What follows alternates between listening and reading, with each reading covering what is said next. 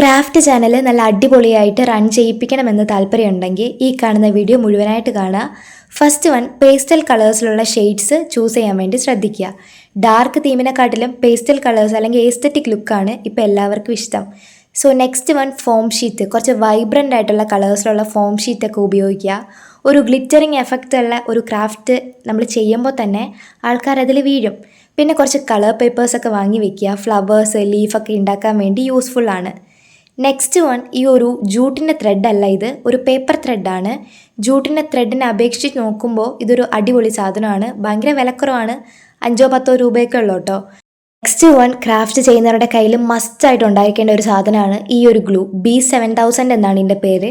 ഏകദേശം 40 രൂപയുള്ളൂ, പക്ഷേ നമ്മുടെ ഗ്ലൂ ഗണ്ണിനെക്കാട്ടിലും എഫക്റ്റീവാണ്. പിന്നെ നമുക്ക് ഇമ്പോർട്ടൻ്റ് ആയിട്ടൊരു ആവശ്യമുള്ളത് ഒരു നോട്ട് പാഡും ഒരു പെന്നും വച്ചേക്കുക. ഓരോ വീക്കിലി വരുന്ന കാര്യങ്ങൾ എല്ലാം അപ്ഡേറ്റ് ചെയ്ത് കുറിപ്പായിട്ട് എഴുതി വയ്ക്കുന്നത് നന്നായിരിക്കും. നെക്സ്റ്റ് വൺ, റെസിൻ ആർട്ട് ചെയ്യേണ്ട സാധനങ്ങൾ.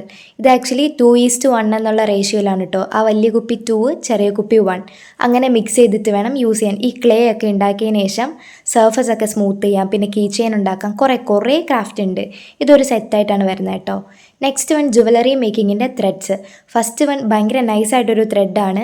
നെക്സ്റ്റ് വൺ, ഈ ബ്രേസ്ലെറ്റൊക്കെ ഉണ്ടാക്കത്തില്ലേ, ഒരു റബ്ബർ പോലത്തെ സാധനം, ആ ഒരു സാധനമാണ് കേട്ടോ. നോട്ടിട്ടിട്ട് നമുക്ക് കൊടുക്കാം, കയ്യിൽ ഉള്ളിൽ കയറ്റാം, പുറത്തിറക്കാം. നെക്സ്റ്റ് വൺ, കോപ്പർ വയേഴ്സാണ്. നമുക്ക് ജുവലറി മേക്കിങ്ങിന് അത്യാവശ്യമായിട്ടുള്ളൊരു സാധനമാണ്. പിന്നെ ഫ്ലവേഴ്സ് ഉണ്ടാക്കാനും ഹെൽപ്പ് ചെയ്യും. നെക്സ്റ്റ് കുറച്ച് ഞാൻ ബീഡ്സും വൈറ്റ് പേൾസൊക്കെ എടുക്കുന്നുണ്ട്.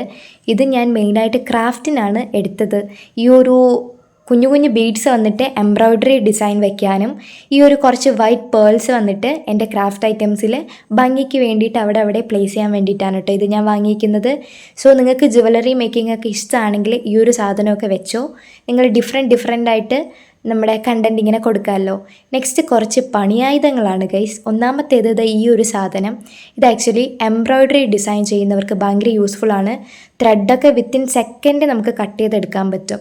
പിന്നെ എന്താ പറയുക, ജുവലറി മേക്കിങ്ങിന് ഹെൽപ്പിംഗ് ആണ്. ഇത് ചെറിയ കമ്പികളോ കുറച്ച് കട്ടിയുള്ള എന്തെങ്കിലും ഉണ്ടെങ്കിൽ നമുക്ക് നല്ലൊരു ടൈറ്റ് ചെയ്ത് പിടിച്ചാൽ അതൊന്ന് കട്ടായി കിട്ടും കേട്ടോ, ഈവൻ ഷേപ്പിൽ.